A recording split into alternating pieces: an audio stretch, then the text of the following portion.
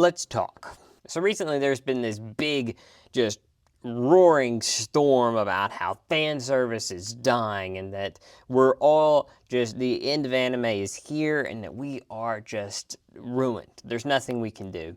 So I was debating on if I even wanted to make this video because, like, obviously it's going to get me hate, probably, because, you know, there's people that just want to hate and they won't even listen to this video, to be honest.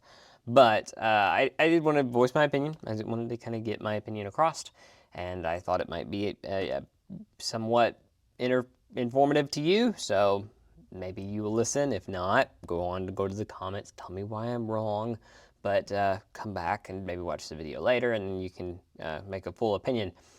But there's been this trend going to where there has been scenes in anime that has been somewhat censored, and this has gone on to a trend of that fan service is dying and that anime creators are just wanting the death of anime.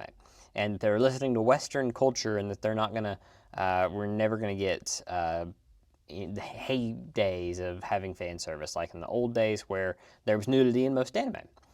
And you're right. There will never be a time to where we will have as much nudity in just basic anime as we did back in the early 2000s and 90s. You just won't see it. There's no way. So if you want to make that a case, you're right. It just won't happen. But it's not because of what you think. It is pretty much, to sum it up really quickly for you, it's age ratings. It's not a anime filmmakers and TV show makers. It's none of those. It's not producers, it's not screenwriters, it's nothing like that. They are limited because they have to fall in line with the age rating, because if you get a 18 plus age rating, then you have to go by different rules and you have a less of a crowd you can see. And that's not something that a lot of people want, because there is less eyes that will see your anime if you do that. And that's something that some creators are fine with. Trigger is a studio that is pretty much fine with that. They don't care if they get their anime basically slapped with an 18 plus, because they are going for that. The Cyberpunk Edge Runners, Panty and Stocking, they dive into that, and that's great. You need people that are willing to do that.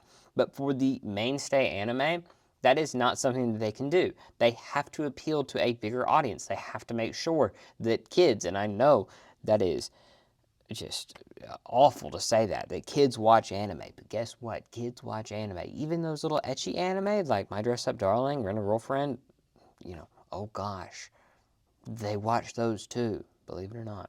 But no one really listens to that. They want to make it out like that anime producers are they are purposefully wanting the death of fan service. They want the death of anime.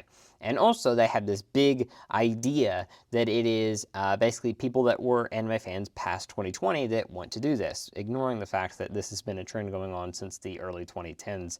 Really before that, really like the mid 2000s. If you really watch anime, like at all, like I have not watched that much anime. This row up here is all my Blu-rays, and this is pretty much all of the anime that I've watched. I have not watched a ton in my 5 years of watching anime. I can tell you right now, this is not something that has changed in the last 5 years of anime. This is something that happened way back in like mid 2000s, to where you can see a shift in anime on that they were very ecchi in the 90s and 2000s when the audience was very tiny, and that they probably didn't really care, and that age ratings were easier to kind of finagle. And now that they're having a bigger crowd, and then it's harder to really finagle around that, and you're getting more eyes on it, and you want to appeal to as many people as possible so that you can get a second, third season, whatever, you have to just do what they say. And guess what? You're not gonna change that. And guess what? The hood weebs didn't change that either. So I want to real briefly give a few examples of this, and then we're going to get into a different topic here in a minute. But for example, Rent-A-Girlfriend. Rent-A-Girlfriend was an anime that I adore. It's one of my first anime that I ever watched. In the manga, there are scenes in it to where it is uncensored. And guess what? Whenever they take it to the anime, it's got a little bit of censoring on it. They might have a steam cloud or something on it. And guess what? That's just how it is. A more notable example is My Dress Up Darling. My Dress Up Darling Season 1 had one scene to where it's whenever a character walks in on another character and they are changing, and you can see their top breast area uncensored. And unfortunately, whenever it came to the anime, that was censored. The towel's covering it this time. In season 2, there's another character. I'm not going to spoil these. I'm not going to give character names because you might want to go watch it yourself. And I don't know if you have or not, and I'm not going to get into that. But in season 2, there's a scene to where a character is topless. And in the manga, you can see their full breast. They're holding up a pair of panties. And in the anime, they cut it off right about here. So you can see the top of their breast, but not the, the explicit parts. And so when they do that, it is, easier to get to the age rating because you're not showing that explicit part of the breast. It is basically no different than a swimsuit, but it is very obvious that they are naked. So the message behind the scene is still there. Both of these examples here is a way that both of these anime are able to get the PG-14 or TV-14 rating when the manga of both of these sometimes get the 18+ rating, to where, for instance, if you've ever gone and you've bought manga and it's got that plastic wrap around it, basically that means that it's an 18+ book. You don't have to worry about that for your anime because they did these minor censors that didn't change the story at all. They still kept all of the scenes to where Marin is talking about breast and talking about how she's going to get measurements for her breast, and the measurements between her nipples is still in the show. All of that is still in the show. There is even an added scene that cannot be shown in the manga because it's still frames, but we see her breast bouncing. Be honest, they didn't need to put that in there, but they did, because guess what? That's fan service, and it keeps their PG-13 or TV-14 rating. Now, the other anime that is probably the biggest news story lately that has been about the fan service thing is Bocchi the Rock. And you might say, Bocchi the Rock's a 3-year-old anime. What the heck is that a big news story for? Well, because there was an interview with a screenwriter for the anime, and they had some words to say about fan service in that, to where they had voiced their opinion that fan service that is not necessary to the plot is just noise, and that it should not be necessary to include it if it is not important to the plot. And a lot of people came out and they said that is what fan service is. And I don't completely agree. I think there is a aspect that you're right, but I think also she's right. If an anime does not require that, for instance, like the My Dress Up Darling situation, it makes sense to remove it. Your anime would have been rated 18+ if you included the Marin's nipples. But because you got rid of them, your anime is now rated TV-14. It's able to go past, and it didn't change anything. So I think she's right in that regard. But I do think having some fan service in the anime is fine, and I think that is also shown in My Dress Up Darling with all of the jiggle physics and everything else that is included in the anime that is important, that makes us remember how ecchi Marin is in the first place. But whenever it came to Bocchi the Rock, one of the big things from that is that in the anime, they shrunk Bocchi's breast size just a little bit in certain scenes. Not all of them. Some scenes, it is very obvious that Bocchi still has very large breast, but in some, they just didn't. And I'll be honest, it didn't change anything. I would go as far to say that the creator of the manga does not really care that they shrunk Bocchi's breast a little bit for certain shots, because it just was a nothing burger, once again. Now I know that is heresy to some of you, but I'm just being honest. I don't think it changed anything. I have the manga right here, and if we look through it a little bit, it's very simple art. So it's very easy to, whenever you make an anime out of this, you make some stylistic changes. And I think this is one of them they did. Do I completely agree that you should have shrunk Bocchi's breast? Was it necessarily? No, but they did it. And I don't have that big of a problem, because they also added a lot of great things to that anime that made it great. This manga would never have been released in the States if it wasn't for the success of that anime. You might say, well, you're wrong about that.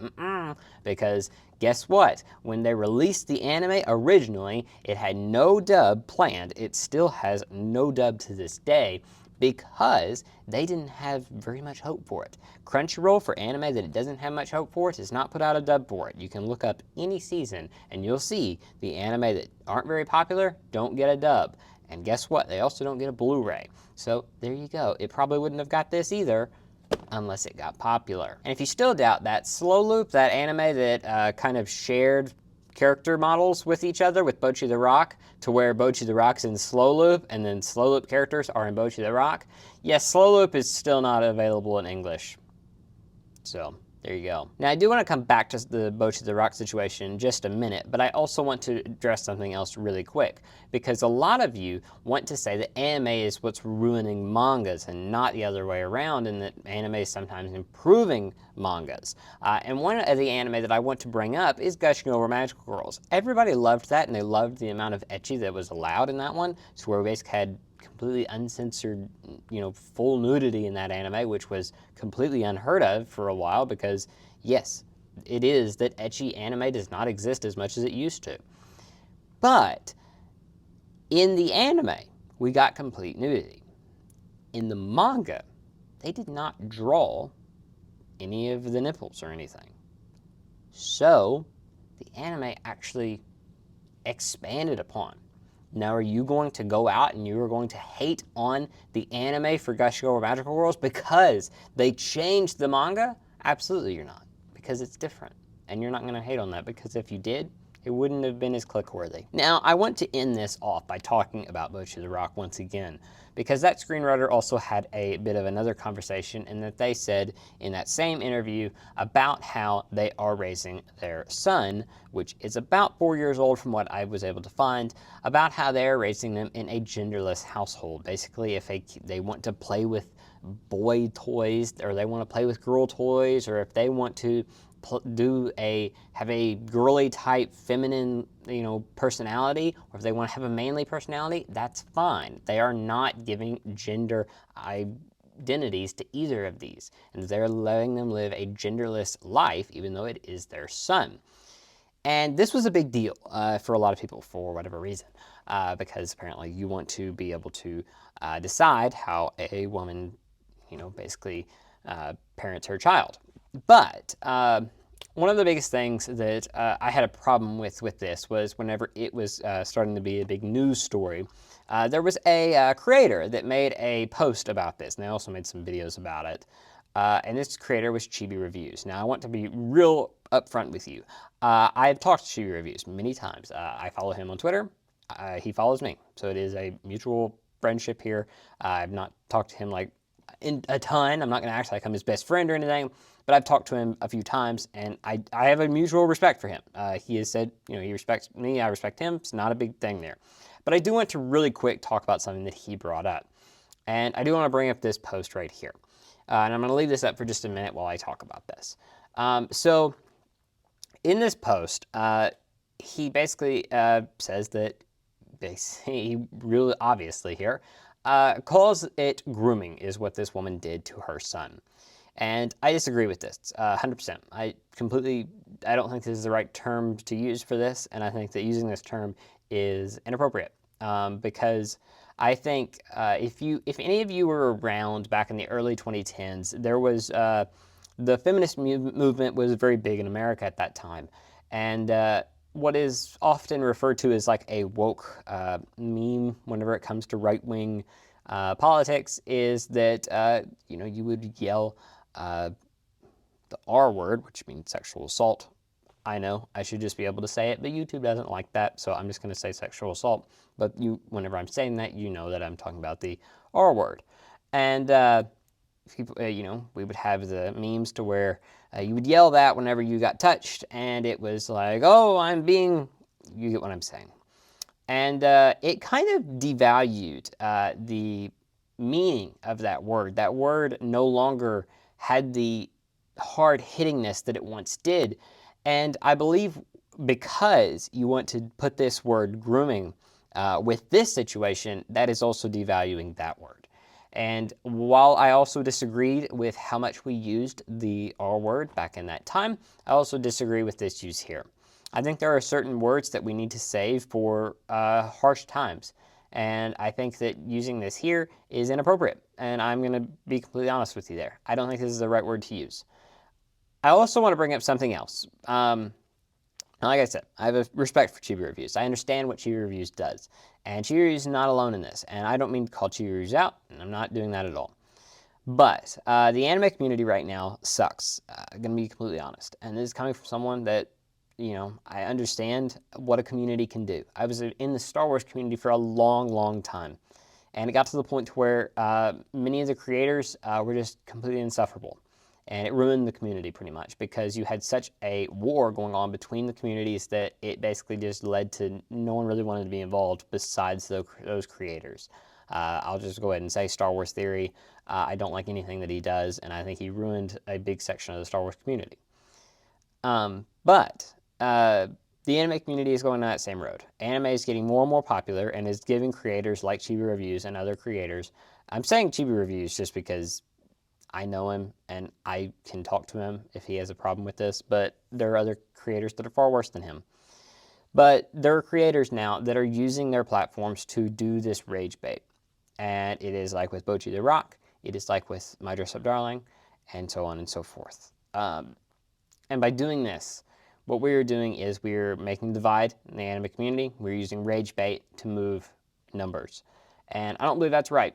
There was a video that I was looking at, and I actually watched a little bit of it from Chibi, to where he was bringing up Takapi's Original Sin, and he was talking about it, and the thumbnail that he used is that because of how hard-hitting the anime is that it will be unable to be watched, and it will be banned soon because of the level of violence and basically adult material in it.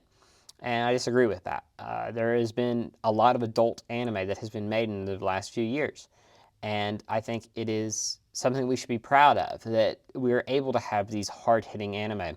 Like, for instance, Wonder Egg Priority. I'm not a big fan of how that turned out, but because of anime like that, we're able to get more anime like Takapi's Original Sin and other anime that are able to talk about these hard-hitting topics that we wouldn't have been able to before. We're able to get anime to where we have these kind of solemn stories to where they are able to be more adult-centric and have adult themes in them because of anime. Anime is growing, and it is able to have not only the adult shows that are able to deal with these hard-hitting topics, but also anime like Bocchi the Rock that is more so meant for kids or young adults, and then My Dress Up Darling, which is really focused on young adults. We need to have that variety, and it's okay to have that variety. And it's okay because not every one of those is going to have fan service. It's okay for that. It's okay that we're not going to get nipples in every single anime. That's okay. It's okay that some anime is going to have to be changed. It's just a changing world. And I think by making more and more clickbait and by making more and more rage bait just for the sake of getting video views, I think it does a lot of harm to the anime community. And I don't like that. I think there is a problem with some anime tourist. I don't think the word tourist is a very good term because I think it is a generalization of people in the 2020s being all anime tourists. And I disagree with that because I think there is just as many anime tourists that became fans in the 2010s and the 2000s that just don't watch anime that often, but because they watched anime at a certain time, they still feel like they need to put their ideals onto anime now. It is no different than when Star Wars fans from the original trilogy wanted to tell all the prequel fans about how they were not real fans because the prequels ruined their anime, or their Star Wars. And that there were Star Wars fans that, in the prequels and the original trilogy, that hate on anything that Disney makes, even though that Disney has made some decent shows. Andor is great, but there are still some people that refuse to watch Andor but they simply do not want to accept that there can be new Star Wars material that is good, that is made by Disney. This is no different with anime fans. A lot of anime fans don't want to admit that there could be anime fans that are brand new, that have only been watching for a year or two, that are good people, that really want the best out of the whole industry. And that's okay. And that sometimes you won't completely agree with them. This woman wants to raise her child a different way than you might want to. You might think you need to raise your child and take them to church every Sunday, even if they don't really want to. Guess what? That's no different. Do I completely agree with the way this woman is raising her child? Maybe not entirely, but I don't have a problem with it because it's not my kid. And do I think that she ruined Bocchi the Rock? Absolutely not. And I don't think the creator of Bocchi the Rock would think any different. I just think that we as anime fans, anime community as a whole, We need to do better. We need to do better. And I think there are more problems that we should be worried about. Right now, you can't get an anime figure in America, really. And if you do, you're going to be spending a lot of money. I think that's an issue. There is many laws in the U.S. currently that are trying to be passed that are restricting any selling of anime to begin with. There was an incident at a convention in Texas a few weeks ago to where J18 Publishing was forced to leave a convention on Friday after they were told to leave because of a new law that was going into effect in a few days. And they were afraid that the convention could get shut down because of their presence in the convention alone. This is not okay. Not only this, but also there are credit card companies, Visa, MasterCard, a few others, that don't want to have any of their cards being used to purchase any adult material whenever it comes to anime or anything else. This is going to kill online companies. A company that I am pretty fond of, and I've mentioned before, is Ocean Vale. Ocean Vale is a company that they are putting out real ecchi anime and some hentai, and they're completely uncensored, which has been hard to get in the US. And as they are doing them uncensored, and that they've been really worried that they might not be able to use credit card companies for payment systems anymore, and they're worried about that. This would mean PayPal and anything else would not be available, and that they're not sure what they would do if this ever happened. These are issues. These are issues that will ruin people's jobs. These are issues that will make anime completely impossible to exist in America.